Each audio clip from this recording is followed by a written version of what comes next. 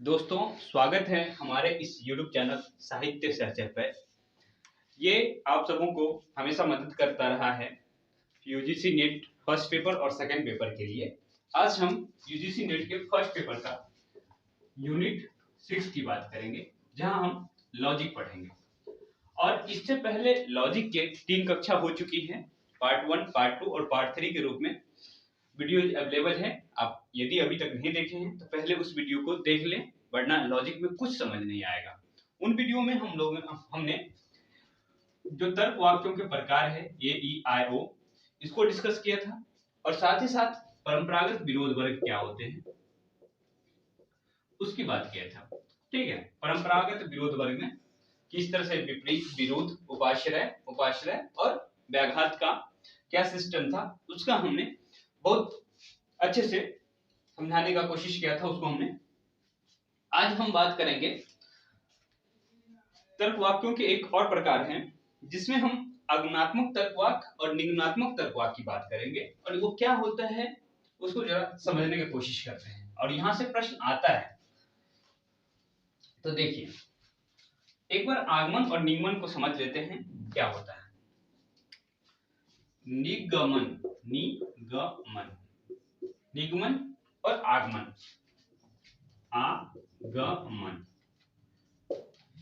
देखिए ये नी और गमन मतलब निकलने के सेंस में है, मतलब कि यहां से कुछ एलिमेंट निकल जाएं।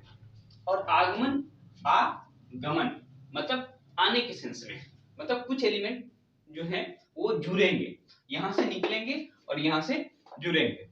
तो समझते हैं आगमनात्मक तर्कवाक्य क्या होते हैं और निगमनात्मक तर्कवाक्य क्या होते हैं। तो सबसे पहले हम निगमनात्मक तर्कवाक्य की बात करते हैं। जैसे हम कह रहे हैं कि सभी शिक्षक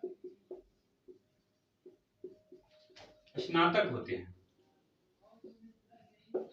हमने कहा सभी शिक्षक स्नातक होते हैं, और साथ ही साथ हमने ये कह दिया कि राम एक शिक्षक है,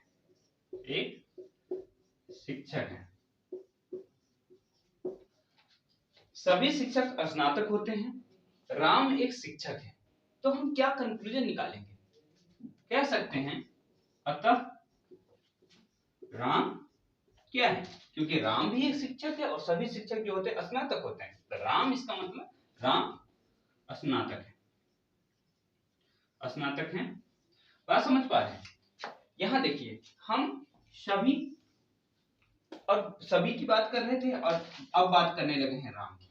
तो बताइए सभी इतना बड़ा एलिमेंट था, और इतने बड़े एलिमेंट में से हम सिर्फ और सिर्फ राम की बात कर रहे हैं। मतलब क्या हुआ कि हम बात कर रहे थे सभी की, मतलब सामान्य बातचीत कर रहे थे, लेकिन हम बात करने लगे राम की। तो हम बात कर रहे थे, यदि निगमन तर्कवाक्य के बारे में आपसे पूछा जाए तो आप ये कह सकते हैं कि हम जो है सामान्य से विशेष की तरफ आते हैं। इसमें सामान्य से विशेष की तरफ आते हैं। ये आपको हमेशा ध्यान रखना चाहिए कि निगमन में क्या होता है, हम सामान्य से विशेष की तरफ आते हैं। एक और एग्जांपल ले लेते हैं। जैसे हम कहें कि सभी, ये मिटा दें नहीं तो कंफ्यूजन हो सकता है आपको, अभी हम निगमन ही पढ़ रहे हैं। जैसे हमने कहा, एक एग्जांपल हम किताब से लेते हैं, सभी द्विपद बुद्धिमान होते हैं। सभी द्विपद बुद्धिमान होते हैं। ठीक है, कोयल द्विपद है, इसका मतलब क्या हुआ? सभी द्विपद बुद्धिमान होते हैं, कोयल द्विपद है, इसका मतलब हम ये तो लिख सकते हैं कोयल बुद्धिमान होते हैं। ठीक है, तो यहां देखिए वैसे ही जैसे सभी की बात कर रहे थे और आगे हम कोयल पे, तो ये सामान्य से विशेष की तरफ आ जा रहे हैं कि नहीं? तो यहाँ अभी हम देख पा रहे हैं कि जो निगमनात्मक तर्कवाक्य होते हैं सामान्य से विशेष की तरफ जाते हैं, और इसी को डिडक्शन कहते हैं। कम ना, सामान्य का मतलब बहुत सारा हुआ, और विशेष का मतलब कुछ बात हुई। तो बहुत से हम कम की तरफ आ गए, मतलब बहुत में से बहुत एक एलिमेंट निकाल रहे हैं, 2 एलिमेंट निकाल रहे हैं, मतलब कम किए जा रहे हैं। तो ये हो गया आपका सामान्य से विशेष की तरफ जाना। एक बात तो आप समझ पा लीजिए।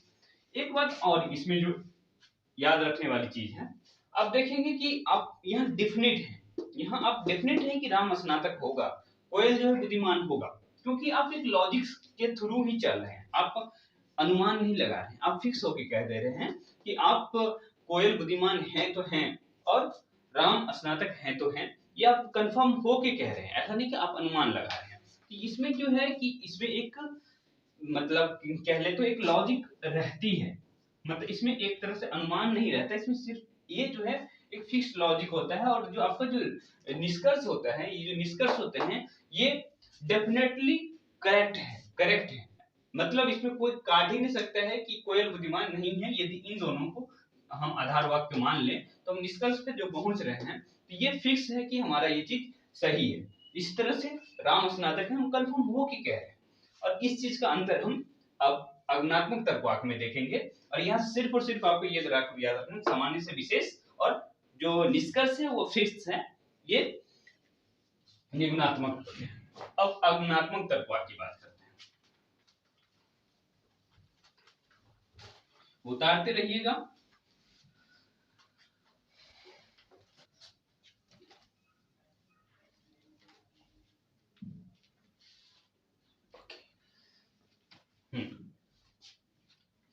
अब हम बात करते हैं आगमनात्मक तर्कवाक्य। ठीक है, इसमें कुछ एलिमेंट आ रहे होंगे,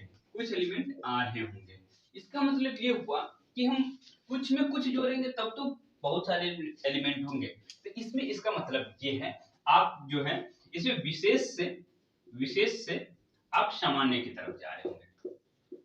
और जो हमने निगमन में कहा था कि आप फिक्स होके वहां कह दे रहे थे कि राम स्नातक था, कोयल बुद्धिमान था, लेकिन यहाँ आप फिक्स होके नहीं कह रहे होंगे, आप यहाँ सिर्फ और सिर्फ अनुमान लगा रहे होंगे। जैसे हमने कहा कि एक सेब लाल है, एक सेब लाल है, किसी एक विशेष सेब की बात कर रहे थे। फिर हम कहे कि दूसरा सेब लाल है, फिर हम कहे कि तीसरा सेब भी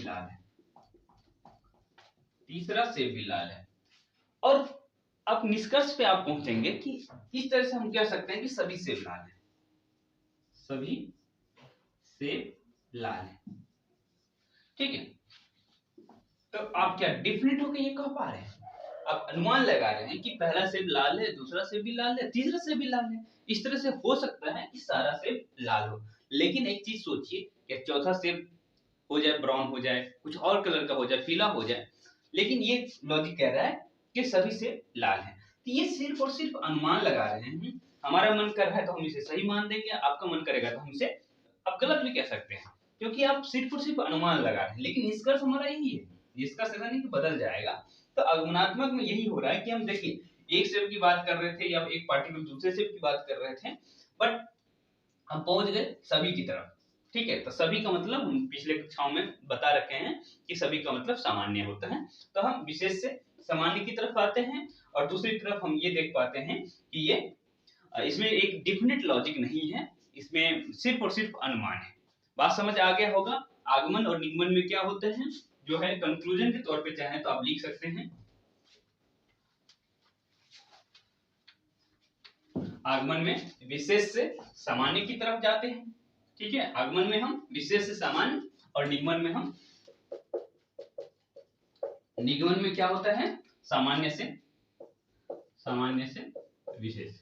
ये बात आप याद रखेंगे, और प्रश्न आएगा, आपको दे दिया होगा, सिस्टम दे दिया होगा, और कहेगा कि बताइए इसमें जो है किस तरह का है, ये आगमन है या निगमन है, या दोनों में से कोई नहीं है या दोनों है, ऐसा प्रश्न आ सकता है। ठीक है, और इस तरह के प्रश्न आए भी हैं। आप एक तरह से ये भी प्रश्न बना सकते हैं कि आप किस प्रकार के तर्कवाक्य में आप डेफिनेट होकर कह सकते हैं कि ये हमारा जो निष्कर्ष है वो वैध है, तो इसमें निगमन में ही कह सकते हैं, आपके पास राइट है कह देने का, लेकिन आगमन में ऐसा नहीं कह सकते हैं। तो ये चीज आप ध्यान रखेंगे।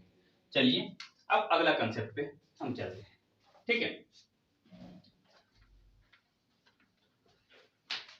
अगला कंसेप्ट जो है, और अगला कंसेप्ट ये जो है, इससे आधारित प्रश्न इस बार आया था, इससे पहले नहीं आया था, लेकिन इस बार आया था, इसलिए मैं आपको बताऊंगा। इसमें आकृति और आकार को लेकर प्रश्न आया था, आकृति प्लस आकार। ठीक है, तो